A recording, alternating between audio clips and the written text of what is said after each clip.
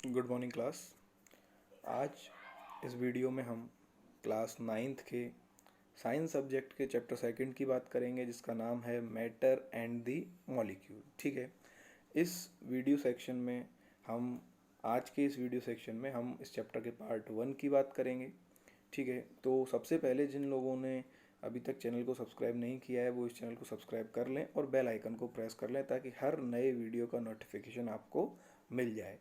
ठीक है। तो अब हम बात करते हैं चैप्टर के बारे में। तो देखो, इसमें हमें पढ़ना है मैटर के बारे में। सबसे पहली डेफिनेशन दे रखी है मैटर की। तो आइए समझते हैं कि मैटर क्या होता है। देखिए डेफिनेशन क्या कह रही है, anything which has mass and occupied space is called matter. यानी कि कोई भी ऐसी चीज़ जिसके पास कुछ ना कुछ मास है, जिसके पास कुछ ना कुछ वेट है, यानी उसको अगर हम कैलकुलेट करें तो हमारे पास कुछ रीडिंग आएगी। ठीक है। और जो 3D में यानी कि कुछ स्पेस कवर करता है, लाइक हम अगर एयर की बात करें तो एयर अपना एक पर्टिकुलर स्पेस कवर करती है यूनिवर्स में। हर एक चीज़ अपना एक स्पेस कवर करती है। तो किसी भी ऑब्जेक्ट के पास ये दोनों प्रॉपर्टीज़ होंगी, पहला है मास और दूसरा है विच ऑक्यूपाइड स्पेस, तो हम उसको क्या कहेंगे, उसको हम मैटर नाम देंगे। ठीक है। अब इससे आगे हम बात करेंगे कि जो मैटर है उसकी क्या क्या प्रॉपर्टीज़ होती हैं। तो इसमें देखिए क्या कह रहा है कि matter is made up of many tiny particles. Matter जो है वो बहुत छोटे छोटे पार्टिकल से मिलकर बना होता है। उन पार्टिकल्स को क्या कहा जाता है वो इस वीडियो में आगे देखेंगे। बात करते हैं प्रॉपर्टीज़ ऑफ मैटर की, कि मैटर की क्या क्या प्रॉपर्टीज़ होती हैं। ठीक है। तो देखिए सबसे पहली प्रॉपर्टी जो हमें इसमें दे रखी है, that is particle of matter continuously move. यानी कि जो भी कोई मैटर है उसके जो पार्टिकल्स होते हैं वो कॉन्टिन्यूसली मूव करते रहते हैं, यानी उनमें कुछ ना कुछ मोशन हमें देखने को मिलेगी। ठीक है। अब मोशन कई तरह की होती है, वाइब्रेशनल मोशन होती है, रोटेशनल मोशन होती है। ठीक है। इसके अलावा जिग जैग मोशन होती है। इस तरह से कई तरह की हमें मोशन देखने को मिलती हैं। तो ये जो मोशन है ये बहुत माइक्रोस्कोपिक लेवल पे चलती हैं। ठीक है। तो ज़रूरी नहीं है कि कोई ऑब्जेक्ट हमें अगर स्टेबल दिखाई दे रहा है, कोई मैटर स्टेबल दिखाई दे रहा है, तो हम ये कह दें कि उसके अंदर किसी प्रकार की मोशन नहीं हो रही है, मूवमेंट नहीं हो रही है। डेफिनेटली उसके अंदर हमें कोई ना कोई इस तरह की मूवमेंट हमें देखने को मिलेगी। ठीक है। सेकंड प्रॉपर्टी है हमारी which is particle of matter having space between them. कि जो मैटर के जो पार्टिकल्स होते हैं उनके बीच कुछ ना कुछ स्पेस प्रेजेंट होता है। अब वो कम हो सकता है, ज़्यादा हो सकता है। इसको बोलते हैं हम इंटरमोलिकुलर स्पेस। ठीक है। अब ये जो इंटरमोलिकुलर स्पेस है इसी के बेसिस पे किसी भी मैटर की फिजिकल स्टेट डिफाइन होती है, कि वो सॉलिड होगा, लिक्विड होगा या गैस होगा। ठीक है। तो वो हम आगे अभी इसमें देखेंगे कि किस तरह से हम इंटरमोलिकुलर डिस्टेंस जो है उसको समझेंगे। आगे आता है हमारा particle of matter. Third property है particle of matter attracts each other. कि जो भी पार्टिकल ऑफ मैटर हैं वो एक दूसरे को अट्रैक्ट करते हैं। तो इस प्रॉपर्टी को हम कहते हैं इंटरमोलिकुलर अट्रैक्शन फोर्सेस। इसको कहेंगे हम इंटरमोलिकुलर अट्रैक्शन फोर्सेस। तो जो भी कोई ऑब्जेक्ट है उसके जो मॉलिक्यूल्स होंगे उनके बीच कुछ ना कुछ अट्रैक्शन पाया जाएगा, जिसके थ्रू वो सारे के सारे मॉलिक्यूल्स एक दूसरे के साथ अटैच रहेंगे, जुड़े रहेंगे। ठीक है। तो इसी को हम कहते हैं इंटरमोलिकुलर अट्रैक्शन फोर्सेस। तो ये कुछ प्रॉपर्टीज़ हो गई। अब हम बात करेंगे स्टेट ऑफ मैटर की, कि किसी भी मैटर में कौन कौन सी फिजिकल स्टेट हो सकती हैं। तो अगर हम हमारे चारों ओर देखें तो हमें मेनली 3 फिजिकल स्टेट देखने को मिलती हैं, जिनमें सबसे पहला है सॉलिड स्टेट, दूसरा है लिक्विड स्टेट और तीसरा है गैसियस स्टेट। ठीक है। अब सॉलिड स्टेट क्या होती है, लिक्विड स्टेट क्या होती है, जैसे देखो अगर हम एक ब्रिक की बात करें तो ब्रिक को जब आप देखोगे तो ब्रिक जो है वो सॉलिड है। ठीक है। या आप कोई भी दूसरे ऑब्जेक्ट की बात करें, लाइक पेन की, पेपर की बात करेंगे, ये सारे के सारे सॉलिड ऑब्जेक्ट्स हैं। लिक्विड की बात करें जैसे कि वाटर हो गया, ऑयल हो गया, ये सारे के सारे हमारे लिक्विड के अंदर आएंगे। और अगर गैसियस की बात करें तो जो भी हमारे पास गैसेज हैं, लाइक ऑक्सीजन, हम ऑक्सीजन लेते हैं एनवायरनमेंट से, तो ऑक्सीजन हमारे पास क्या क्या है, एक गैस है, गैसियस फॉर्म में प्रेजेंट है। अब इन तीनों फिजिकल स्टेट्स में क्या क्या डिफरेंस है उसको समझेंगे। तो देखिए उसके कुछ एक पॉइंट्स हमने लिए हैं, उनके बेसिस पे हम इनको डिफाइन करेंगे, इनको समझेंगे। सबसे पहले हम बात करेंगे, सबसे पहली प्रॉपर्टी जो है वो है हमारी शेप। तो शेप को लेके हम देखेंगे कि सॉलिड में क्या होता है, लिक्विड में क्या होता है और गैस में क्या होता है। तो देखिए जो शेप है, शेप यानी लाइक समझिए कि लाइक वी कैन से जैसे पेन है तो पेन का एक डेफिनेट शेप है। ठीक है। अगर आप बात करेंगे आइस की, तो आइस का एक डेफिनेट शेप होगा, कोई ना कोई एक शेप होगा, वो रेक्टेंगुलर हो सकती है, ठीक है, क्यूबिकल हो सकती है, किसी इस तरह से किसी भी एक शेप में हो सकती है। तो अगर हम सॉलिड की बात करें तो सॉलिड जो है उनमें हमें डेफिनेट शेप देखने को मिलती है, यानी कि सॉलिड स्टेट में जब भी कोई मैटर होगा तो उसका जो शेप है वो कैसा होगा, डेफिनेट होगा, निश्चित होगा, उसको पहचाना जा सकता है। लिक्विड की अगर हम बात करें तो लिक्विड में हम देखेंगे कि वो शेप डेफिनेट नहीं है, वो कैसा है, इनडेफिनेट है, यानी कि कोई फिक्स शेप हमें देखने को नहीं मिलता। और इसी तरह गैस में भी हमें कोई भी फिक्स शेप देखने को नहीं मिलता, ठीक है। सेकंड प्रॉपर्टी आती है हमारी वॉल्यूम। तो अब हम वॉल्यूम की बात करेंगे। वॉल्यूम के केस में क्या होता है, देखिए कि जो सॉलिड होते हैं उनका वॉल्यूम भी डिफाइन होता है, डेफिनेट होता है, यानी वो भी फिक्स होता है, उसको पहचाना जा सकता है, कैलकुलेट किया जा सकता है। इसी तरह लिक्विड जो है उनका भी वॉल्यूम क्या होता है, डेफिनेट होता है। लाइक लिक्विड है उसको आप कैलकुलेट कर सकते हो, 1 लीटर 2 लीटर इस तरह से। लेकिन अगर हम गैसियस की बात करें तो गैसेस जो हैं उनका वॉल्यूम डेफिनेट नहीं होता है, उनको हम उनके वॉल्यूम को कैलकुलेट नहीं कर सकते, ठीक है। तो ये कुछ प्रॉपर्टीज़ हैं और इन दोनों प्रॉपर्टीज़ के बेसिस पे ही हम सॉलिड, लिक्विड और गैस की डेफिनेशन भी डेवलप करते हैं। किस तरह से, हम कहते हैं कि भाई सॉलिड क्या होंगे, सॉलिड आर दो substances which have definite shape and volume. बात करें लिक्विड की तो लिक्विड के केस में क्या करते हैं, लिक्विड केस में हम बोलेंगे कि भाई liquids are those liquid state is that state of any matter in which the shape is indefinite and the volume is definite, ठीक है। जैसे आपने देखा भी होगा कि पानी है, पानी को आप किसी भी बीकर में, किसी भी फ्लास्क में, किसी भी चीज़ में अगर डालें तो उसका वॉल्यूम तो डेफिनेट रहेगा, यानी कि 1 लीटर वाटर है तो वो 1 लीटर रहने वाला है। लेकिन जो उसकी शेप है वो चेंज हो जाएगी जब आप उसको फ्लास्क के अंदर डालेंगे तो फ्लास्क का शेप ले लेगा, किसी और चीज़ के अंदर डालेंगे तो वो किसी और चीज़ का शेप ले लेगा, ठीक है।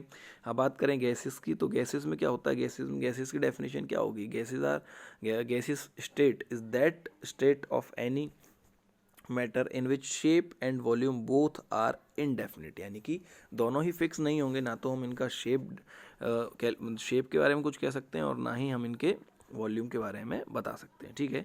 अब और प्रॉपर्टीज आती हैं, देखिए नेक्स्ट प्रॉपर्टी है डेंसिटी। अगर डेंसिटी की बात करें, अब डेंसिटी क्या होती है, डेंसिटी इज लाइक, डेंसिटी का फॉर्मूला होता है density equals to mass upon volume, यानी कि मास पर यूनिट वॉल्यूम, की एक यूनिट वॉल्यूम में कितना मास प्रेजेंट है। और मास कब ज़्यादा प्रेजेंट होगा, जब नंबर ऑफ मॉलिक्यूल ज़्यादा प्रेजेंट होंगे। और सॉलिड जो हैं, सॉलिड में इंटरमॉलिक्यूलर अट्रैक्शन फोर्सेस ज़्यादा होते हैं, जिसकी वजह से इनके पार्टिकल्स बहुत पास पास रहते हैं। पास पास रहने से क्या होगा कि इनके पर यूनिट वॉल्यूम में नंबर ऑफ मॉलिक्यूल्स क्या कर जाएंगे, इंक्रीज़ कर जाएंगे। और नंबर ऑफ मॉलिक्यूल्स जब इंक्रीज़ करेंगे तो उससे क्या होगा, इसका मास भी इंक्रीज़ कर जाएगा, क्योंकि मास किसका होता है, मास हमारा किसका होता है, मॉलिक्यूल का होता है, ठीक है। तो अब बात करेंगे हम सॉलिड की, तो देखिए सॉलिड में क्या होगा, सॉलिड में हमें हाई डेंसिटी देखने को मिलेगी। सॉलिड में डेंसिटी कैसी होगी, हाई। लिक्विड की बात करें तो as compare to solid, liquid में डेंसिटी उतनी हमें देखने को नहीं मिलती। और गैसियस की बात करें तो यहाँ तो डेंसिटी बहुत कम होती है, यानी पर यूनिट एरिया में, पर यूनिट वॉल्यूम में हमें बहुत कम गैस देखने को मिलती है, यानी कि बहुत कम गैसियस मास देखने को मिलता है, ठीक है। बात करेंगे नेक्स्ट प्रॉपर्टी है कंप्रेसिबिलिटी। कंप्रेसिबिलिटी का मतलब होता है कि आप उसको कितना प्रेस कर सकते हैं, उसको प्रेस करके उसके वॉल्यूम में कितना डिक्रीज ला सकते हैं, ठीक है। तो अगर कंप्रेसिबिलिटी की बात करेंगे तो जो हमारे सॉलिड हैं, सॉलिड्स में कंप्रेसिबिलिटी नेग्लिजिबल होती है, यानी कि अगर आप किसी ब्रिक को प्रेस करेंगे तो उसके वॉल्यूम में हमें कोई चेंज देखने को नहीं मिलेगा, वो डिक्रीज नहीं करेगा। That means that is negligible, compressibility of solid is negligible. लेकिन उसी जगह अगर हम बात करें लिक्विड की कंप्रेसिबिलिटी की, तो लिक्विड की compressibility as compare to solid कुछ हमें देखने को मिलती है, बहुत ज़्यादा तो नहीं, लेकिन कुछ कंप्रेसिबिलिटी हमें लिक्विड में देखने को मिलेगी, ठीक है। अब हम बात करेंगे गैसेस की, तो गैसेस जो हैं वो हाईली कंप्रेसिबल होती हैं, यानी कि इनको बहुत ज़्यादा कंप्रेस किया जा सकता है, कंप्रेस करके इनके वॉल्यूम में बहुत ज़्यादा चेंज किया जा सकता है, ठीक है। नेक्स्ट प्रॉपर्टी हमारी फोर्स ऑफ अट्रैक्शन, या we can say intermolecular force of attraction, यानी कि इनके जो मॉलिक्यूल्स हैं उनके बीच किस प्रकार का कितना अट्रैक्शन फोर्स वर्क कर रहा है, उसकी बात करेंगे। तो देखिए यहाँ पे जब हम बात करेंगे इंटरमॉलिक्यूलर अट्रैक्शन फोर्सेस की, तो फोर्स ऑफ अट्रैक्शन जब हम देखेंगे तो फोर्स ऑफ अट्रैक्शन में क्या होगा कि जो सॉलिड है, सॉलिड में हमें बहुत ज़्यादा फोर्स ऑफ अट्रैक्शन देखने को मिलता है। और इसीलिए हम किसी भी सॉलिड को अगर हम एक्सटर्नल फोर्स अप्लाई करें तो इजीली ब्रेक नहीं कर सकते, हमें बहुत ज़्यादा फोर्स अप्लाई करना पड़ेगा।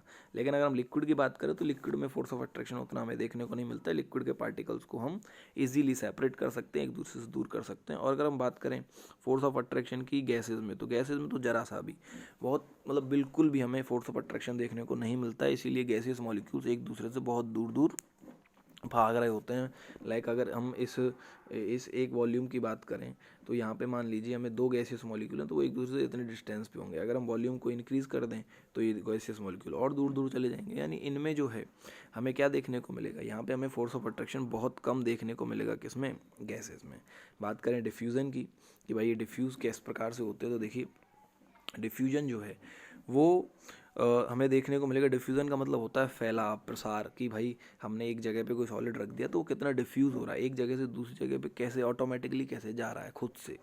तो यहाँ डिफ्यूज़न की बात करेंगे तो डिफ्यूज़न सॉलिड्स में हमें बहुत कम देखने को मिलेगा, दैट इज़ वेरी लेस। यानी सॉलिड जो है वो बहुत कम डिफ्यूज़ करते हैं। भाई मान के चलिए मैंने एक जगह बहुत सारा सॉलिड रख दिया, तो ऐसा नहीं है कि वो खुद से चल के किसी दूसरी जगह पे चला जाएगा। लेकिन अगर हम बात करें लिक्विड्स में, तो लिक्विड्स में डिफ्यूज़न हमें एज़ कम्पेयर टू सॉलिड देखने को मिलता है। फॉर एग्जांपल मान के चलिए हमारे पास एक ग्लास है और ग्लास में क्या है, वाटर भरा हुआ है, और इस ग्लास को मैं फैला देता हूँ, तो ये वाटर क्या करेगा, ऑटोमेटिकली बहना चालू कर देगा, यानी डिफ्यूज़ होना चालू कर देगा। तो this property is known as diffusion. ठीक है। और हम लास्ट में बात करते हैं किसकी, गैसेस की। तो सेम गैसेस में क्या है कि अगर आप गैस को खुला छोड़ दो तो गैस क्या करेंगे, गैस के मॉलिक्यूल्स एक दूसरे से बहुत बहुत दूरी पर जाकर जाने लग जाएंगे। तो this is so we can say that diffusion rate in gases are so high. ठीक है, आगे चलते हैं। अब इसमें देखिए कुछ एक और चीज़ें हैं, जैसे अगर हम बात करें अदर फिजिकल स्टेट्स की, तो मेनली हमारी तीन ही फिजिकल स्टेट हैं। पहली है सॉलिड, ठीक है, दूसरी है लिक्विड और तीसरी है गैस। लेकिन इसके अलावा कुछ एक और हमें क्या बोलते हैं फिजिकल स्टेट देखने को मिली, जिनके बारे में अभी पूरी इंफॉर्मेशन हमारे पास नहीं है, लेकिन फिर भी इन्हें हम याद कर लेते हैं। जैसे पहली है प्लाज्मा और दूसरी है BEC, जिसका फुल फॉर्म होता है बॉस आइंस्टाइन कंडेंसेट। यानी कि ये जो बॉस आइंस्टाइन कंडेंसेट है, ये एक अलग तरह की फिजिकल फॉर्म हमें देखने को मिली, फिजिकल स्टेट देखने को मिली। और प्लाज्मा जैसी एक और स्टेट हमें देखने को मिली। ना तो ये सॉलिड होती है, ना लिक्विड, ना गैस, कुछ अलग ही होती है। लेकिन इनकी पूरी इन्फॉर्मेशन या पूरी स्टडी अभी तक हमारे पास नहीं है, तो ये हम हो सकता है फ्यूचर में पढ़ें इसके बारे में। अब देखिए, अब हम बात करेंगे इसमें आगे कर्नाड थ्योरी के बारे में। ठीक है, कर्नाड थ्योरी क्या थी, क्या क्या नहीं थी, लेकिन ये हम नेक्स्ट वीडियो में कवर करेंगे। एक बार वापस से हम रिवाइज कर लेते हैं आज हमने क्या क्या पढ़ा।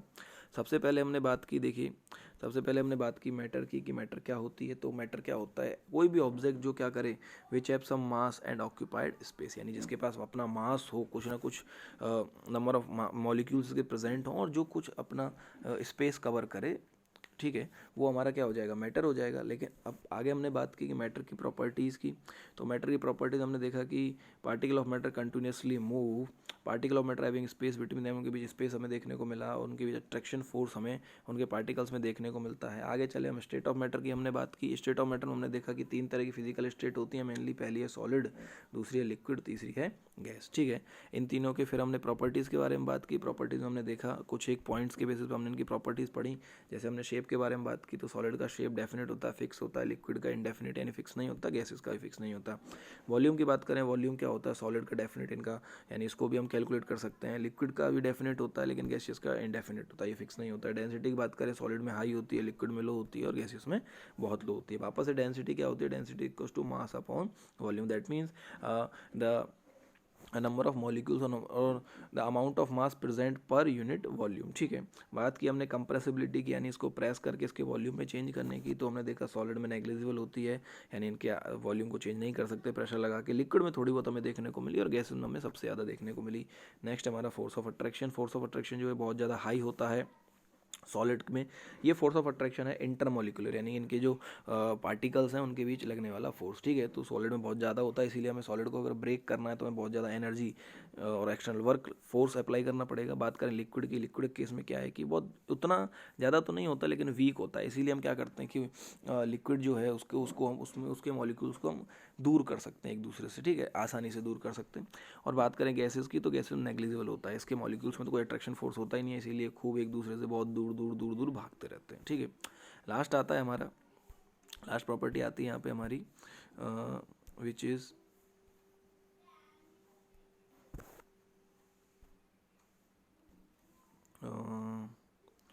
सो लास्ट प्रॉपर्टी आती है हमारी डिफ्यूज़न। ठीक है, डिफ्यूज़न की बात करेंगे। डिफ्यूज़न के केस में क्या है कि भाई ये डिफ्यूज़ होते हैं, एक जगह से दूसरी जगह जाते हैं, तो सॉलिड जो है उनमें बहुत कम डिफ्यूज़न देखने को मिलेगा। लिक्विड जो हैं ये क्या करते हैं, इनमें थोड़ा सा ज़्यादा हमें डिफ्यूज़न देखने को मिलेगा। यानी अगर आप लिक्विड को फैला दो फर्श पे तो वो बहने लगता है, थोड़ा बहुत डिफ्यूज़न लगता है।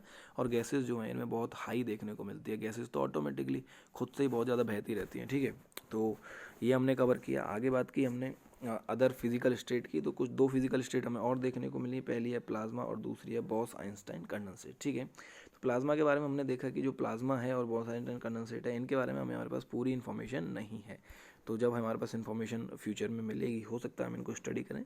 लेकिन ये 2 एक अलग फॉर्म हमें देखने को मिली। कौन कौन सी? प्लाज्मा और boss Einstein condensate. Boss Einstein condensate जो थी, इसकी डिस्कवरी आइंस्टाइन ने की थी, और बॉस नाम से एक इंडियन साइंटिस्ट हुए थे, उन दोनों ने मिलकर इसकी क्या की थी? रिसर्च डिस्कवरी की थी। ठीक है, तो आज की वीडियो में इतना ही। इसको आप अच्छे से पढ़ें, समझें। ठीक है, चैनल को लाइक करें, सब्सक्राइब करें, और अगर कोई भी डाउट आता है तो कमेंट सेक्शन में डालें। ठीक है, आगे के वीडियोस जो हैं उनके लिए नोटिफिकेशन अगर आपको चाहिए तो आप चैनल को सब्सक्राइब करके अपने बेल आइकन को प्रेस कर लीजिएगा। ठीक है, सो थैंक यू गाइस। अब मिलते हैं नेक्स्ट वीडियो में, तब तक के लिए bye bye, take care, keep working, be energetic. Okay, have a good day.